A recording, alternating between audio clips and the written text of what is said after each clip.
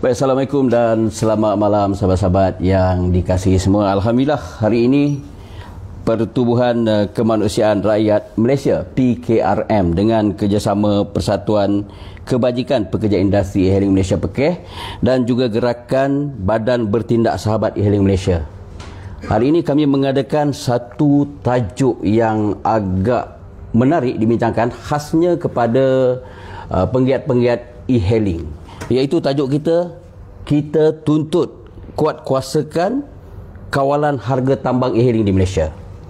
Baik, sebelum kita pergi lebih jauh lagi, saya Riza Adam dari E-Hailing FM, dan di sebelah kanan saya sememangnya tak perlu saya kenalkan lagi lah. Okey, Datuk Nazim Johan, iaitu Ketua Aktivis Persatuan Pengguna Islam Malaysia. Terima kasih Datuk. Walaupun bertongkat tapi dapat meluangkan masa untuk kita bersama dengan anjuran PKRM ini. Baik, Tok Ki. Saya panggil Tok Ki ya. Yep. Okey Tok Ki.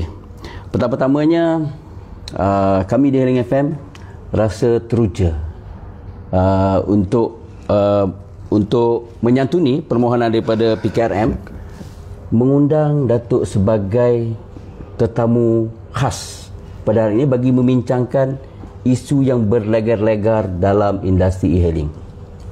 Baik, mungkin ada tanggapan yang mengatakan hari ini perbincangan lebih menjurus kepada kehendak pemandu. Tapi bukan itu yang kami maksudkan, iaitu PKRM pada hari ini lebih ke arah untuk kerajaan supaya adil kepada kesemua yang berada dalam sektor e-hailing itu. Umpamanya pemandu, pengguna, syarikat e-hailing dan tak kecuali pihak kerajaan itu sendiri. Jadi Datuk, Tok Ki, seingat saya, PPIM, ada yang berkata di luar sana bila kami sebarkan kan poster-poster, dan ada yang mengatakan PPIM itu Persatuan Pengguna. Jadi dalam hari ini lebih banyak mungkin berlaku pertembungan di antara kehendak pengguna dan kehendak pemandu. Okey. Jadi dekat sini kita boleh mengandaikan ataupun berteka-teki di mana sebenarnya PPM berada apabila berlaku dalam hal sebegini. Okey, Assalamualaikum semua. Salam. Tadi kita ada bercerita pasal kemanusiaan. Baik, betul. Dalam kehidupan kita hari ini, yang kita perlu pegang adalah kemanusiaan. Kita contohnya lah Persatuan Pengguna Islam Malaysia. Baik. Tapi kita tolong semua orang. Semua orang Melayu, Cina, India, semua tak ada apa bezanya pun. Cuma macam lah sekolah VI ke sekolah St. John. Orang lain pun datang boleh belajar di situ. Jadi kita melakukan sedemikian adalah kerana memang Islam itu sendiri bersifat terbuka, membantu, membela hak, semua itulah. Jadi bila pemandu yang banyak mengadu sekarang ni, dia memang macam-macam mengadu. Dia kadang-kadang bermusim. Okay. Jadi kita kena sebagai sebagai pengerusi Persatuan Pengguna Islam Malaysia, yang kita sentiasa perlu pegang adalah kita punya prinsip. Prinsip itu adalah berlaku adil. Berlaku adil kepada semua kita punya stakeholder. Ya, semua sekali adil. Kalau orang Islam tak adil pun tak boleh juga. Maknanya kita semua kena adil dan melambangkan Islam itu sendiri. Pasal kalau kita nak bercakap dengan orang Cina, tak kira sekolah Cina kan, macam mana kita nak cerita pasal Islam, dia pun tak pernah nampak amalan orang Islam. Tapi pasal Tok Ki ni rupa handsome, jadi kawan-kawan dia tengok, ni orang Islam ni handsome ni. Betul. Jadi belajar pun pandai. Jadi kita kena melambangkan Islam itu daripada perbuatan kita. Barulah kita berdakwah. Kalau tidak, kita nak dakwah macam mana tiba-tiba dia datang aja kita nak cerita pasal agama, tak boleh juga. Tak boleh juga. Jadi penceritaan itu perlulah daripada akhlak kita. Macam mana kita berurusan, macam mana kita melayan orang, macam mana kita berlaku adil, bersih, semua sekali itulah. Jadi dalam konteks ini pun, walaupun kita bercerita pasal orang yang mengadu, apa pun dia perlu melambangkan perjuangan kita ini adalah untuk mencari kebenaran. Okey, dalam konteks ini kena fair lah. Baik. Tak kisah dia kena adil lah. Kena adil. Dia kadang-kadang orang kata, oh tak apa, kita tipu tak ada masalah. Tak boleh. Dia kena ada membawa sifat-sifat yang diajar dalam Islam itu sendiri. Itu baik, adil, tak boleh menipu, benda-benda yang seperti ini. Jadi dalam konteks ini pun dia mudah. Kalau benda yang tidak adil, benda yang tidak fair, di dalam keluarga pun tak boleh tahan. Dan memang begitu. Kalau kita cerita pasal, iyalah, kalau kita melakukan sesuatu perkara yang tidak berlandaskan kebenaran, maka ia tidak boleh bertahan. Tidak boleh bertahan. Mungkin orang tu sekejap boleh, lama-lama tak boleh. Tak jadilah juga. Jadi ini harus dipegang sebagai pegangan kita sebagai manusia, berdasarkan apa yang Islam dorongkan kita. Maka itu PPM tidak melihat kepada adakah dia pemandu, dia pengguna. Jadi PPM hadir dia sebagai fair. Untuk orang yang berada di tengah-tengah. Maknanya yang tak fair tetap tak fair. Kalau kerjaan tak fair pun kenalah juga. Ya, betul. ini bila sebut kerjaan tak fair ni. Ada kadang-kadang kerjaan ni pun dia pun lemah juga. Baik. Dia pun perlu ditegur. Ditegur. Kalau tidak dia pun tak tahu pasal dia dididik oleh bapak dia yang dekat rumah tu kadang-kadang bazir, cakap kasar. Jadi apa yang dia belajar? Jadi kita sekarang ini kita pengguna, kita juga perlu melakukan tanggungjawab kita. Sama ada e-hailing sendiri, dia buat berjalan tu, dia tunjuk budaya yang baik. Itulah yang akan menambat hati-hati orang yang melihat. Baik Tok Ki, bila menyentuh tentang adil ni, maka itulah undang-undang diwujudkan, kan? Sebab undang-undang ni untuk sebenarnya memberi keadilan. Jadi kita bila sebut undang-undang ni, e-hailing ni mungkin satu yang barulah. Okey, kita bermula, saya ingin mengajak Tok Ki bermula daripada tarikh 12 Julai 2018 apabila undang-undang e-hailing ni dikuatkuasakan. Dicop. Tapi oleh kerana tak bersedia mungkin, maka ianya ditunda setahun menjadi 12 Julai 2019. Kemudian bila tiba tarikh 12 Julai 2019 pun mungkin atas sebab tidak bersedia ditunda lagi 3 bulan menjadi tarikh 12 Oktober 2019. Ini yang menjadi tarikh permulaan undang-undang e-hailing dikuasakan sampailah sekarang. Tapi ceritanya bermula di sini. Apabila undang-undang e-hailing tu dipertontonkan, diperjelaskan kepada penggiat e-hailing berderet. Okey. Antara syarat-syarat, contohnya lah, kan, saya bagi contoh. Pemandu e-hailing itu perlu kereta 10 tahun masa tu. Okey, kemudian perlu PSV, perlu puspakom, kereta 4 pintu, tak boleh 2 color dan macam-macam lagi lah.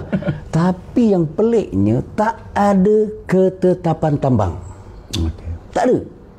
Jadi di mana ini yang kami lihat akan menyebabkan kekucar-kaciran kalau boleh saya sebutkan, apabila tambang ini dikatakan oleh YB Menteri, tambang e-hailing tidak boleh dicampuri, ataupun lebih tepat katanya kena biarkan diapungkan mengikut kuasa pasaran. Jadi itu sebablah kadang dia pum tinggi, kadang dia tum rendah.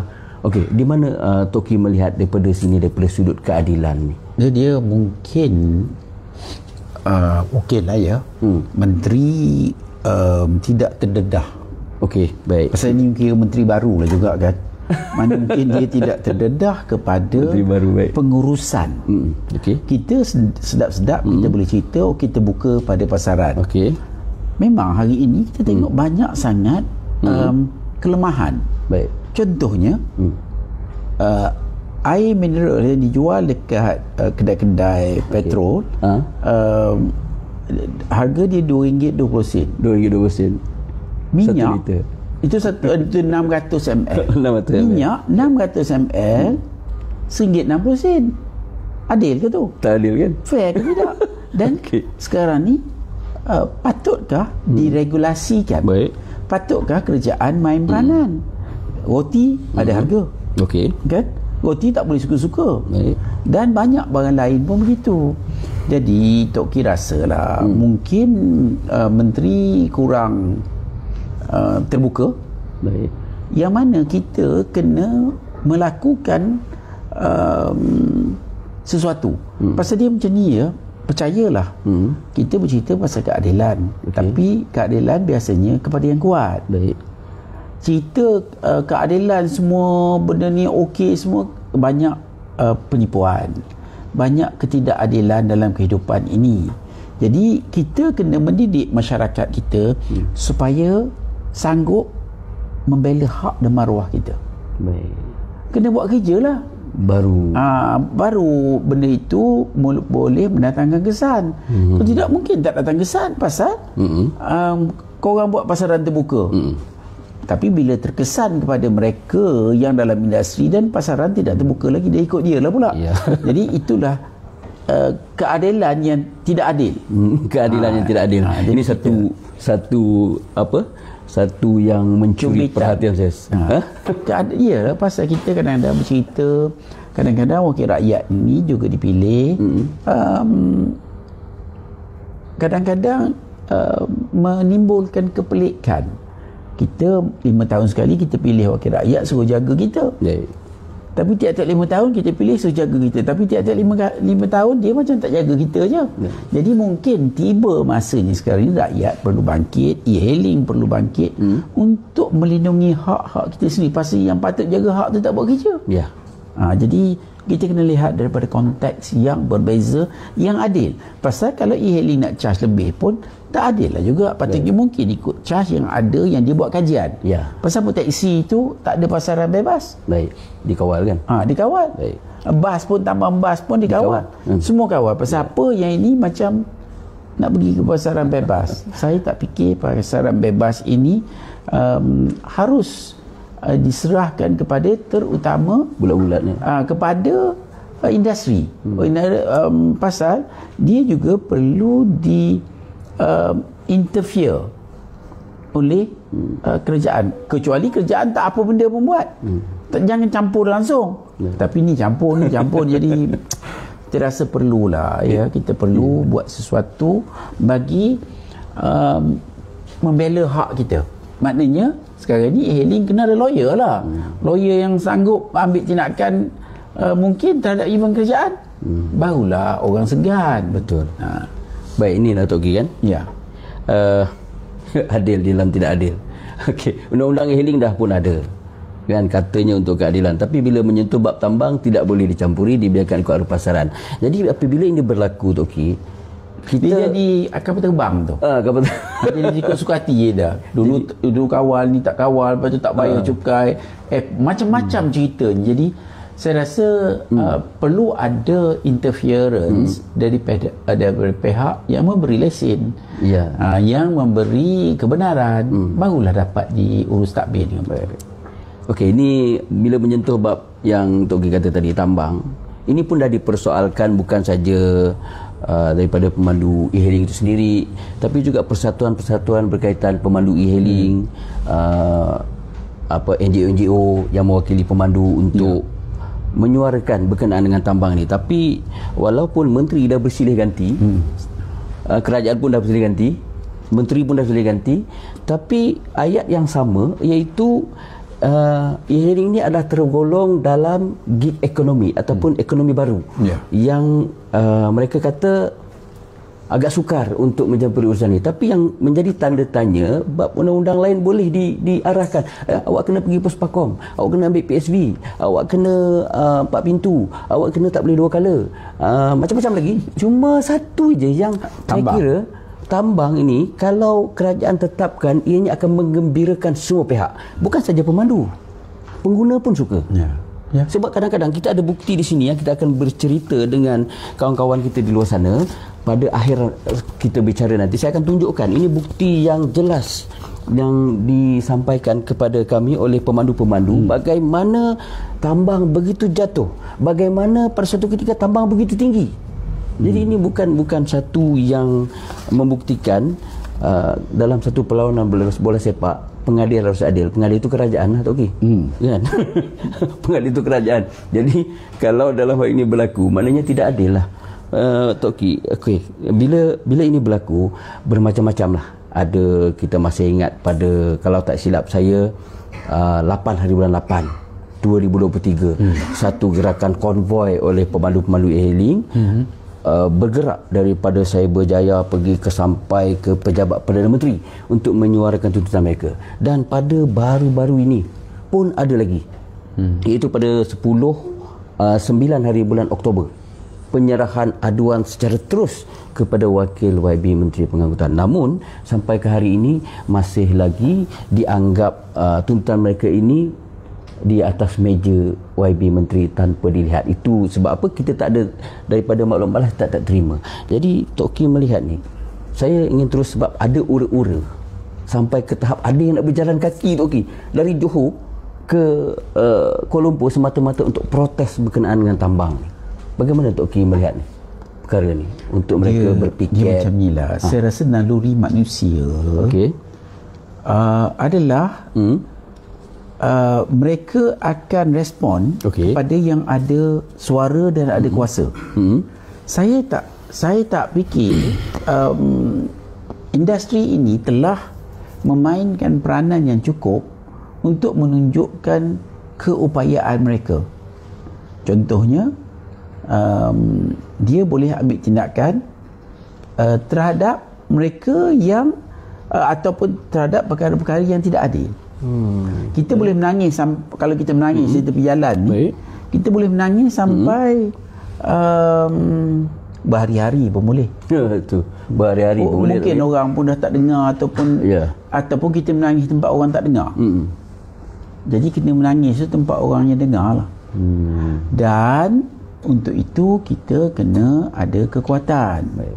Dan dalam Islam sendiri pun biasa disebut kita kena gerunkan, anggaplah dia orang ni musuh-musuh kan. Maknanya kita kena beranggapan mereka yang kita berurusan ini perlu digerunkan dengan keupayaan kita. Pasal tak ada siapa nak beri perhatian kepada mereka yang tidak menggerunkan. Jadi nak buat macam mana? Budak kecil pun tahu budak kecil menangis tu dia nak suruh mak dia bagi attention kan. Jadi lagi kita pula bagi attention lain kali dia menangis kuat lagi, baru kita bagi attention lagi. Jadi mungkin pihak e-hailing kena bersatu padu. Bersatu padu semua, baru ada kekuatan. Because sekali dia pakat-pakat dia kata okeylah kita cuti lah contohnya. Jadi kena wujudkan sesuatu faktor yang boleh membawa kekuatan kepada mereka yang dalam industri ini. Baik Tok Ki, dalam isu kecelaruan e-hailing ni, saya melihat pemandu lebih tertekan. Kerana daripada bahasa badan lah saya panggil. Bahasa badan yang selalu saya dengar membebel pasal e-hailing ni adalah dari kelompok pemandu. Manakala dari kelompok pengguna saya ada dengar cuma sekali-sekala. Dan ianya berlaku boleh saya katakan mungkin pada waktu musim raya. Sebab waktu atau tu malam. kurang atau malam-malam kurang pemandu, permintaan tinggi. Ini dikatakan sebagai konsep demand and supply. Jadi pada Tok Ki ini ada sesuai ke konsep ini daripada atas permintaan dan penyediaan ni dibandingkan dengan ketetapan tambang? Itu yang Tok Ki tadi rasa satu, maknanya pihak e-hailing kena buat kerja. Kena buat survey, buat kajian. Kenapa taksi macam ni, kenapa e-hailing macam ni contohnya. Baru kita boleh membawa faktor ini untuk diberi perhatian oleh mereka yang berkuasa. Kena buat sesuatu, dan kekuatan tu perlu dibina. Kekuatan pun takkan datang. Maknanya perlu dibina ikut keupayaan kita. Macam mana kita nak bina kekuatan? Macam mana industri ini nak bina kekuatan yang sewajarnya. Kerana kita tengok kadang-kadang yang berkuasa ini mungkin syarikat e-hailing ke sendiri. Tapi kadang-kadang syarikat e-hailing ni pun dimiliki oleh syarikat-syarikat antarabangsa. Yang mana patutnya kita lokal pun patut ada syarikat yang betul-betul berjaya. Tapi tak tahu, macam kadang-kadang kita pun pelik juga pasal pekerjaan tak nampak ke. Ini bila sebut pasal EHO ni, syarikat e-hailing ni, jadi saya rasa macam ada benar juga dakwaan sesetengah pemandu yang kerajaan kita macam ikut telunjuk EHO yang gergasi lah Tok Ki kan. Sebabnya bila satu ketetapan, contoh 20% maksimum yang boleh diambil dari pemandu, tapi ada satu syarikat gergasi ini dia begitu berani. Dia mengubah sendiri sehingga potongan komisen tu melebihi 20%, 23%, 27%. Tapi bila diajukan kepada agensi yang mengawal selia e-hailing ni, mereka katakan tempoh percubaan. Tapi di dalam sana dah pun jelas 20% tak boleh lebih. Maknanya percubaan pun tak boleh kot. Iyalah. Macam mana? Kalau tidak, baik kita tak usah cuba. Kalau kita tak nak ikut. Baik. Dan kena ada tempoh. Tapi saya rasa kebanyakan kelemahan yang berlaku ini telah menyebabkan ramai di antara kita macam hilang keyakinan kepada agensi-agensi yang patut buat kerja. Buat kerja dengan betul dan berkesan. Jadi ini yang kita harus lihat betul-betul. Bukan maknanya bila kita berbincang dengan pihak-pihak tertentu, kita juga perlu mempunyai keupayaan. Contohnya kita nak berbincang dengan Along. Baik. Ada satu benda yang cukup suka tu. Tapi kita buat, alhamdulillah, dengan Along ke, dengan Tonto ke, boleh je kan. Dengan Goris Menang ke je, boleh tutup je. Contohnya. Betul. Tapi maknanya kita kena pegang kunci. Jadi kunci tu kena ada. Baik. Dan kita kena cari, kita buat kunci, kita yang pegang kunci. Kalau tidak, kita akan dipermainkan, kerana itu adalah naluri terutama dunia kapitalis hari ini. Jadi kita kena buat sesuatu secara bersungguh yang menunjukkan kita ada kuasa. Baik, dunia kapitalis ini pun satu poin yang menarik juga. Apabila dalam sektor e-hailing ni, Tok Ki, di Malaysia ni 30 juta lebih je penduduk. Tapi syarikat e-hailing di negara kita hari ni 34, Tok Ki. Di 1 juta 34. Kalau kita bandingkan negara jiran kita, 300 juta. Syarikat e-hailing dia 5-6 syarikat je. Tapi dalam 34 tu, yang boleh dikatakan memanipulasi ataupun memonopoli, dicatat teratas dikuasai oleh syarikat luar negara. Iyalah. Syarikat tempatan. Dan saya dengar pun kita pun bagi peruntukan juga kadang-kadang ni, saya tak tahulah. Pasal Tok Ki pun sebenarnya kita perlu fanatik pada negara kita kan? Patutnya lah. Tapi kita tidak dididik begitu. Itu pun kelemahan kerajaan kita. Kita tidak dididik untuk menyokong negara kita sendiri, orang kita sendiri. Tak ada. Kita mungkin kena belajar banyak dengan China. Dengan China. dengan negara China kan? Dengan China. China lokal ni dia menyokong orang dia, kita yang bengong. Kita yang, yalah, kalau baik sikit kan orang Heli marah pula. Kita yang mengong. Jadi jangan mengong sangat. Maknanya kita kena tunjukkan keupayaan kita, kerana orang hanya hormat kepada yang berkuasa, yang berduit, yang punya upaya, yang bercakap dan buat. Kalau tidak, tak jadi. Baik. Okey, Tok Ki, e-hailing ni kalau nak kira dia punya isu yang berlegar-legar ni, pada pandangan saya, e-hailing sudah pun lama sebenarnya, mula dari zaman teksi lagi dah ada e-hailing. Cuma kita ada undang-undang ni berkuat kuasa pada tarikh yang saya sebutkan tadi, 12 Oktober 2019. Jadi kita ambil daripada sudut tu lah, daripada tarikh tu. Jadi bila kuat kuasa undang-undang e-hailing ni dikuat kuasakan tanpa ada peraturan berkenaan dengan tambang, jadi apa yang kita lihat, tambangnya makin jatuh, dan ini telah menimbulkan ketidakpuashatian jiran sebelah, iaitu teksi. Teksi tak puas hati, Tok, sebab tambang mereka yang kerajaan tetapkan ialah pada RM1.25 1 kilometer, tapi itu berkuat kuasa pada 2015. Sekarang dah 2024, tapi tambang sama terus ke paras dasar yang tak adil untuk memandu, macam Tok Ki kata tadi. Jadi macam mana Tok Ki melihat pula? Saya rasalah industri Taksi minta untuk dinaikkan kadar mereka ni. Yelah, esok dia akan mungkin dinaikkan. Ya. Kalau dinaikkan, pasal dia apa dikata orang, mungkin dia lebih agresif, atau dia dimiliki oleh kumpulan-kumpulan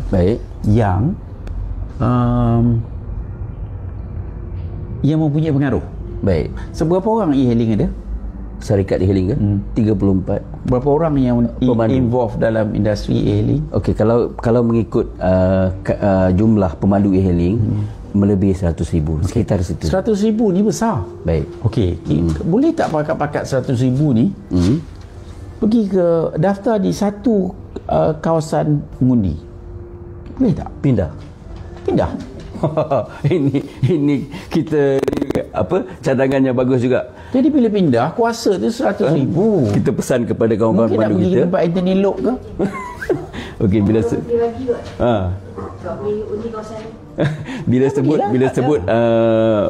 Toki dah sebut YB Anthony Loke. Jadi kita terus yang langkah permulaan kita ke arah piket Putrajaya ni.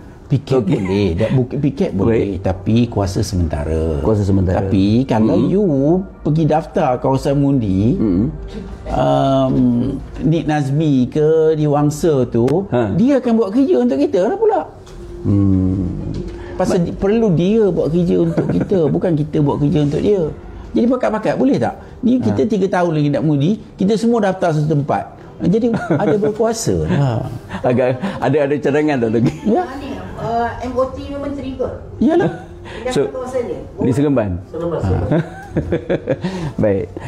Tapi nak buat kerja ni perlu pengorbanan. Ya. Kita tengok Cina-Cina ni yang buat kerja. Oh, dia pun sungguh-sungguh buat kerja. Setahun, 2 tahun, sampai 10 tahun, 20 tahun. Tengoklah sampai sekarang ni. Itulah kuasa dia. Cuma okey, ni macam Toki maksudkan tu. Contoh pemandu e-hailing lah. Saya percaya Toki percaya ramai tak daftar pun. Itu satu. Kemudian bila diserukan, marilah kita berjemaah pergi pamerkan kekuatan kita di Kementerian Pengangkutan. Yang datang apa gerak dia? Betul lah. Kita terima hakikat ni. Memang sebab tu orang Melayu kita jadi macam tu. Pasal kita tak ada pakatan. Kita tidak ada perancangan.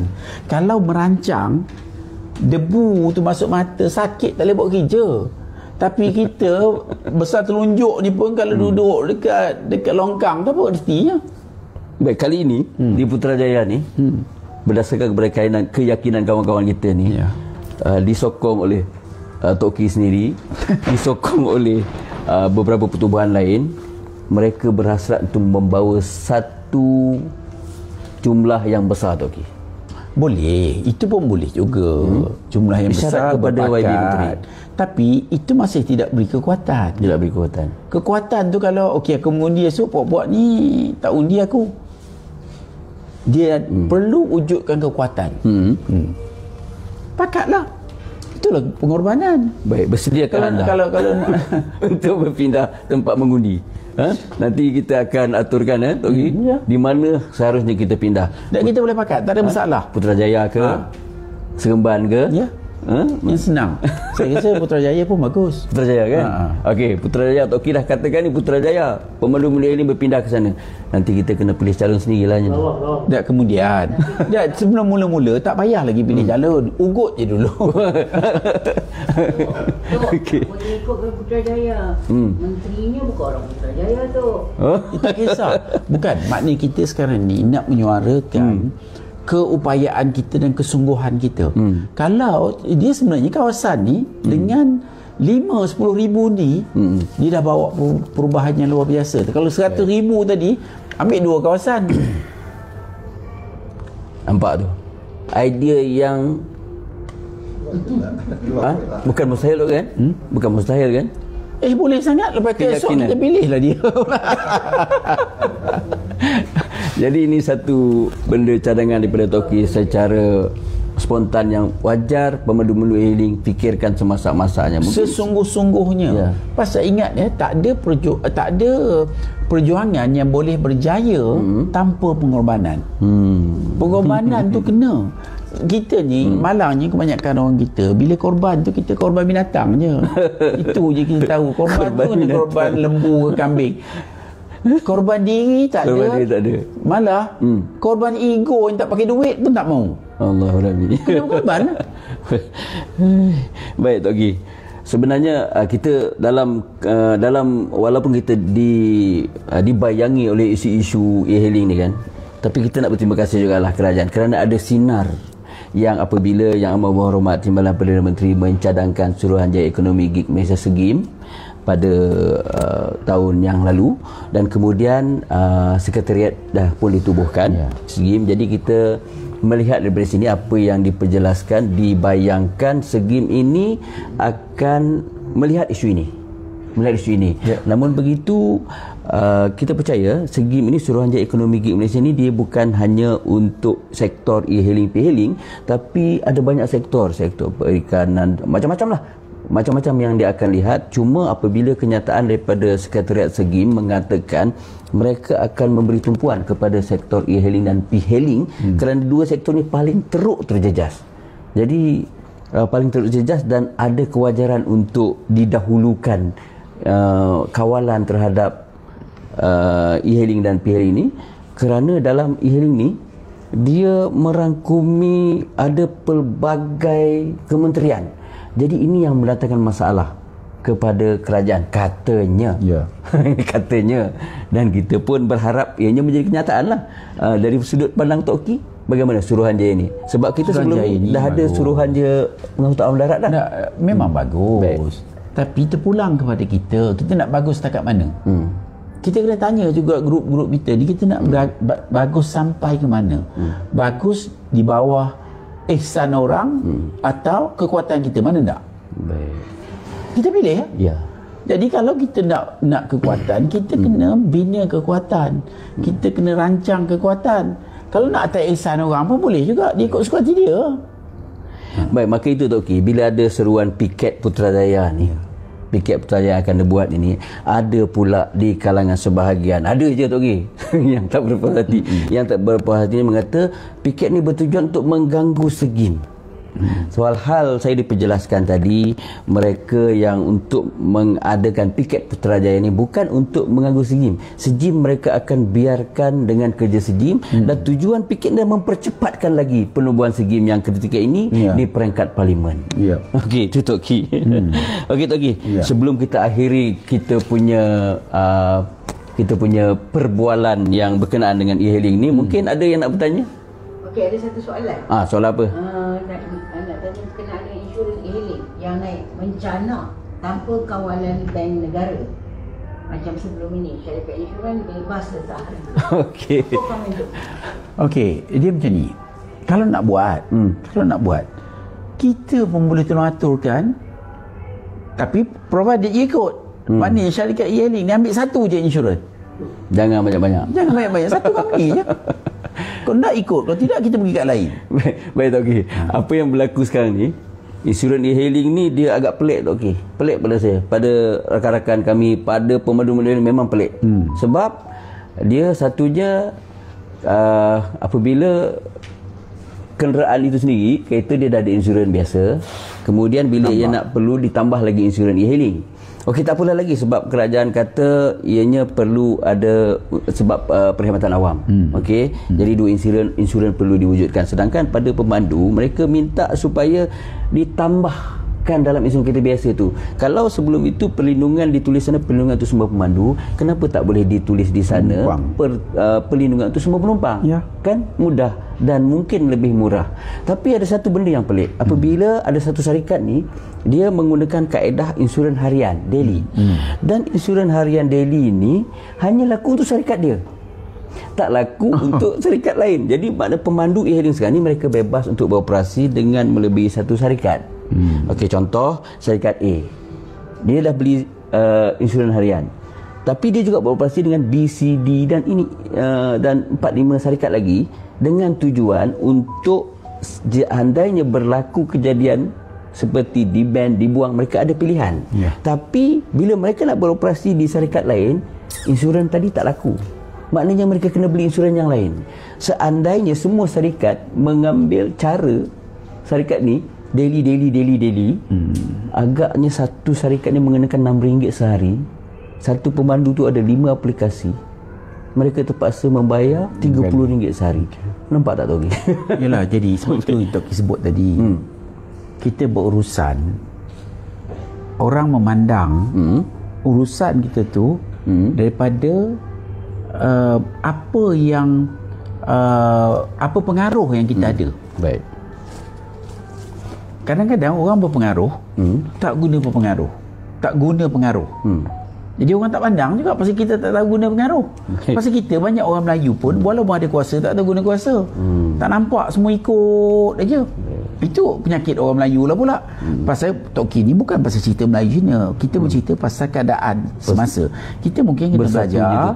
Kita mungkin kena belajar dengan DAP. Ya. Dengan MCA. Ya.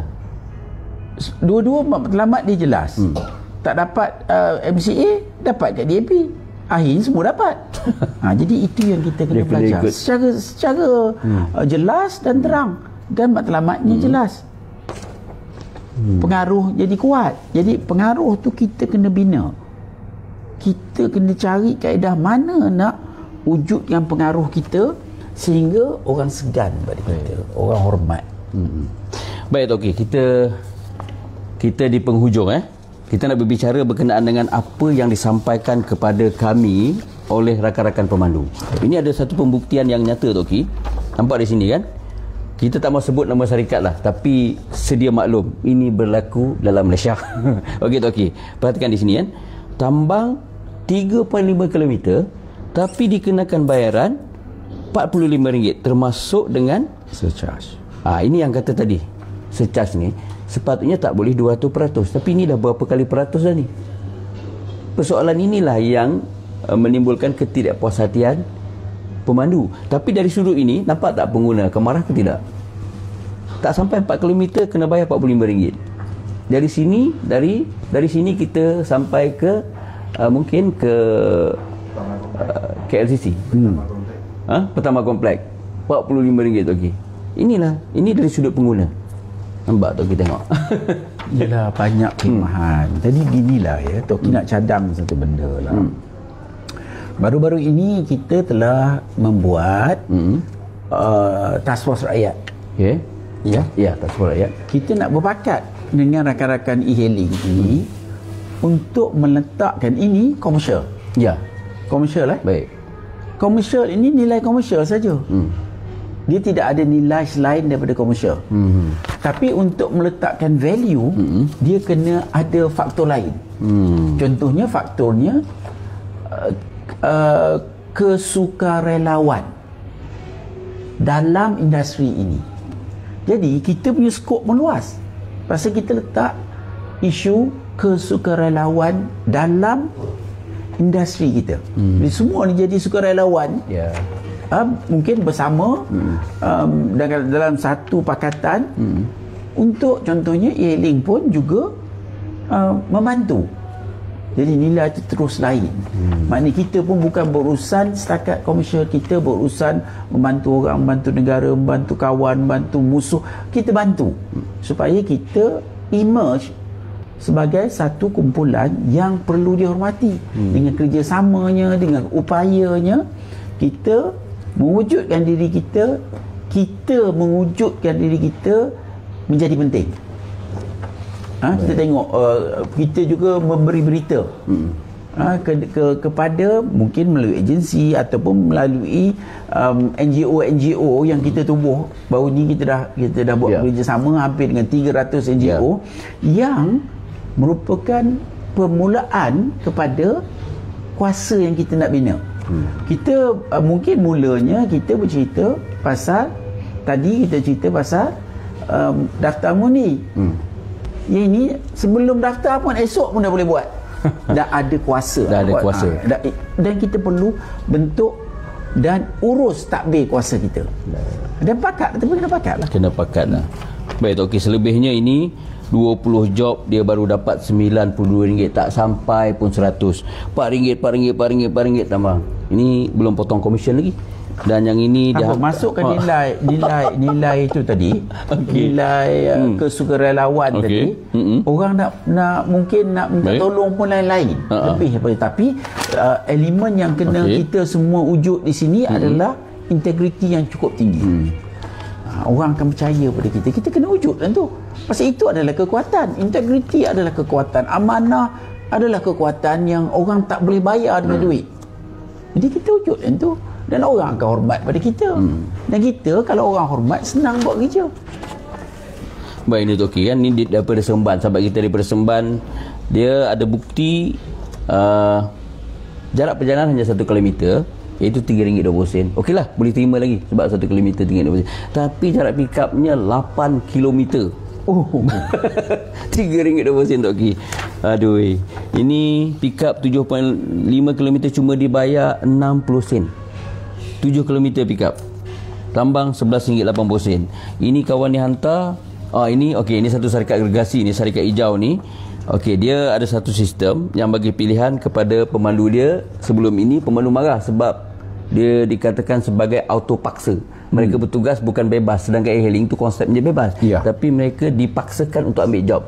Ini dia bagi kelonggaran, dia bagi pilihan, tapi pula menjadi bila dia bagi pilihan pada jarak hampir 30 km dia bayar RM20.10, belum potong 20%. Okey, kita tengok pula apabila di Kota Kinabalu, di Sabah, kawan kita dari Sabah. Orang nak tengok juga. Okey, ini bukti-bukti jelas ya sahabat-sahabat, di mana syarikat e-hailing berlumba-lumba untuk menurunkan kadar tambang, dan pemandu pula saya percaya berlumba-lumba untuk membebel dekat grup Facebook dan juga WhatsApp, menunjukkan tambang RM3, RM4 di Sabah. Ni kawan-kawan kita di Sabah ni. Okey, baik, kita pergi lagi kepada ni satu lagi bukti di Terengganu, RM3.20 satu job yang perjalanannya adalah RM3.20. Ini kita minta harga tambang minima yang diminta oleh pemandu-pemandu. Zal, adakah itu telah dipotong 20%? Ya. Ya, biasa tambang RM4, bila dipotong 20% maka RM3.20. Inilah nilai pemandu e-hailing yang pada tahun 2024. Okey, ini satu lagi kita nak tengok Tok Ki.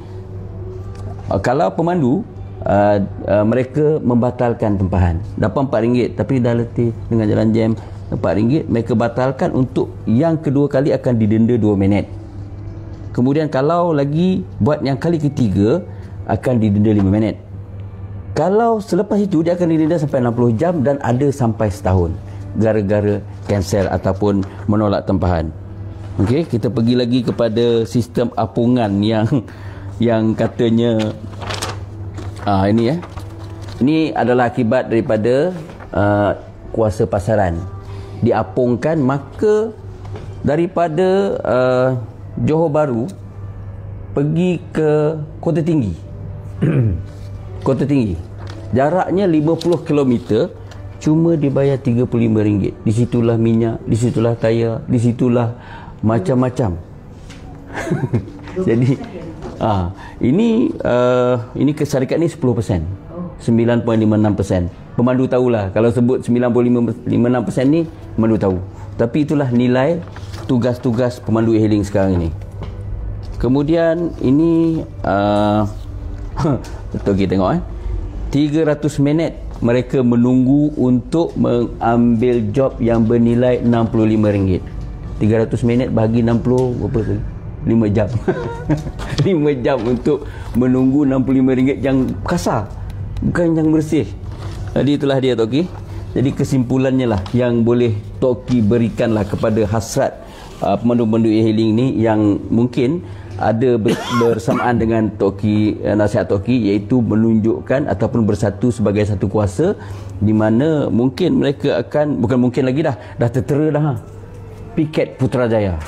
Ini yang kita cuba buat. Jadi mungkin Tok Ki boleh rumuskan. Ya, kita okeylah piket tu buat kerja kena mematuhi undang-undang juga. Baik. Kalau tidak nanti sekarang masuk pula ke dalam pasal-pasal. Jadi berapa ringgit nak tunggu ke, berapa ringgit dibayar ke, tak ada siapa nak bayar pun. Tak ada siapa bayar pun. Jadi kita kena fikir sesuatu. Contohnya ya, Contohnya kalau yang 100,000 tadi, saya tak tahu berapa persen yang boleh memberi kerjasama.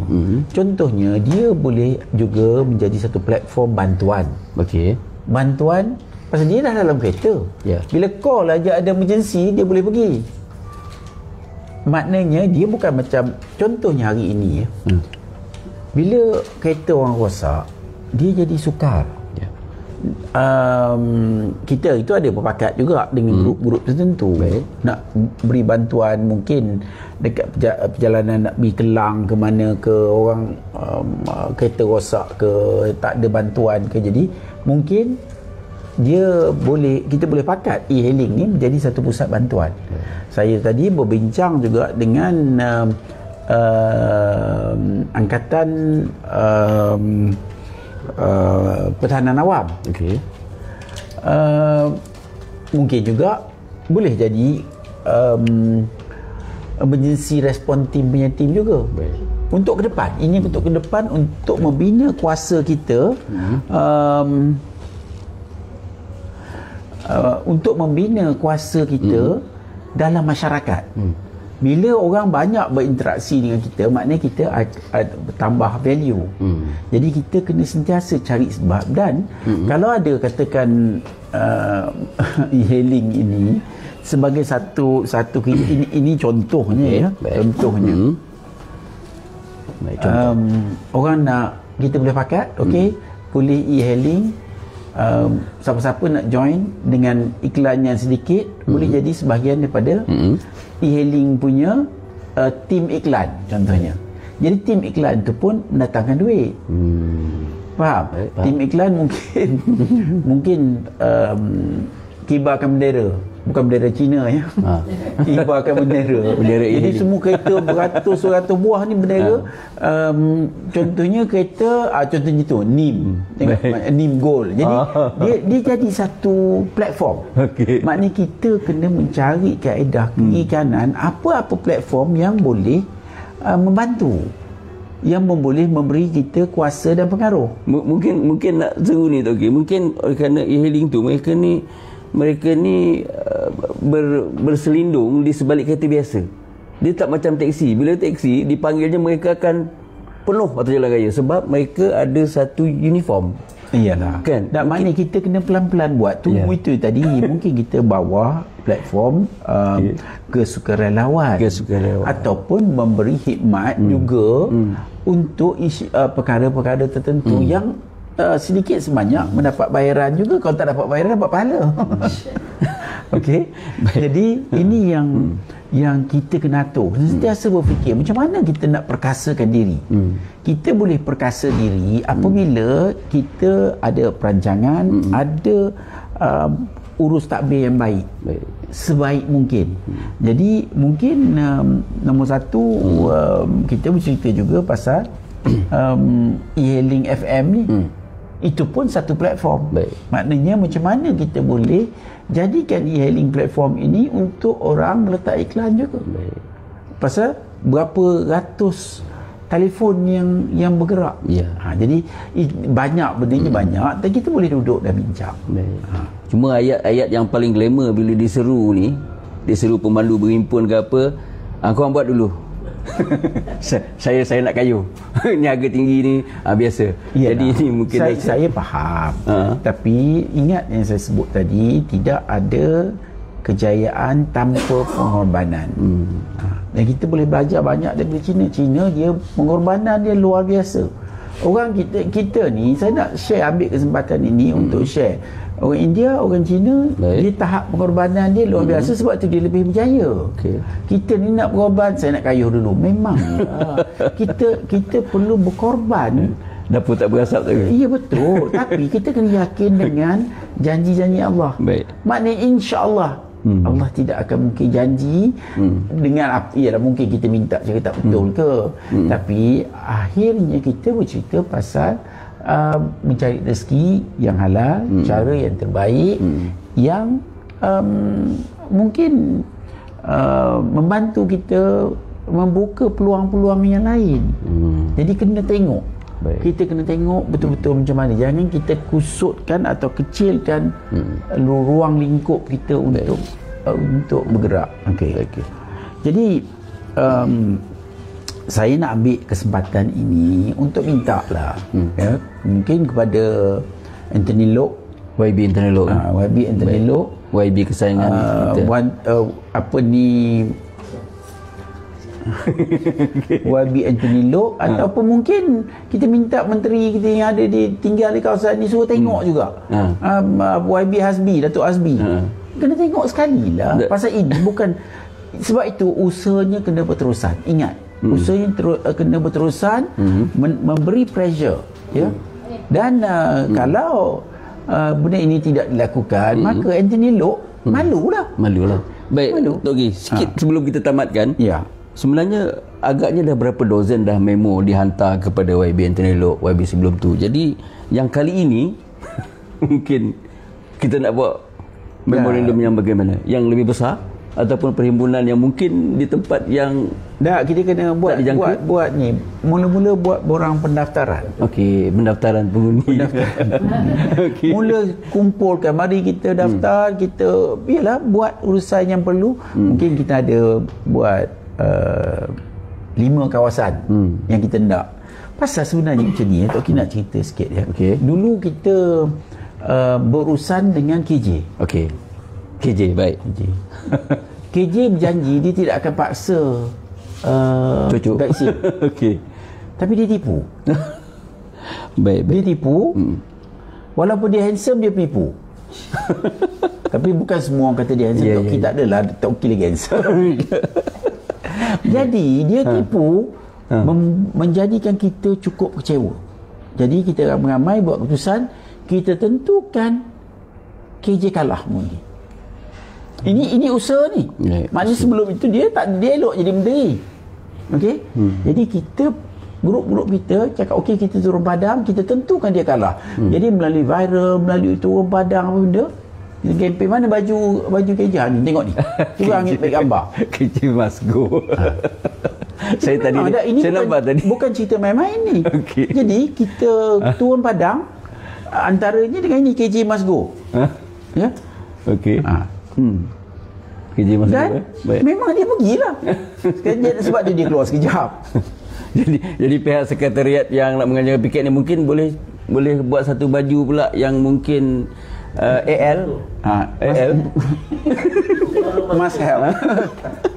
Baik. Okey, kita akhiri dengan terima kasih banyak-banyak kepada Tok Ki, Datuk Nazim Johan, Ketua Aktivis Persatuan Pengguna Islam Malaysia.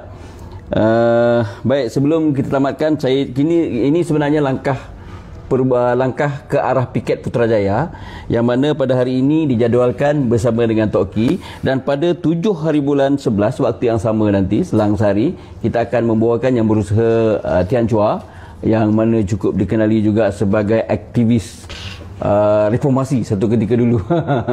Jadi, dan pada 2 hari selepas itu pula, pada 9 hari bulan 11, kita bawakan juga seorang aktivis yang sering juga berdepan dengan pelbagai isu, iaitu Datuk Kalaibanah daripada Nambikai Kebangsaan. Jadi ini antara gerak kerja yang dilakukan oleh Sekretariat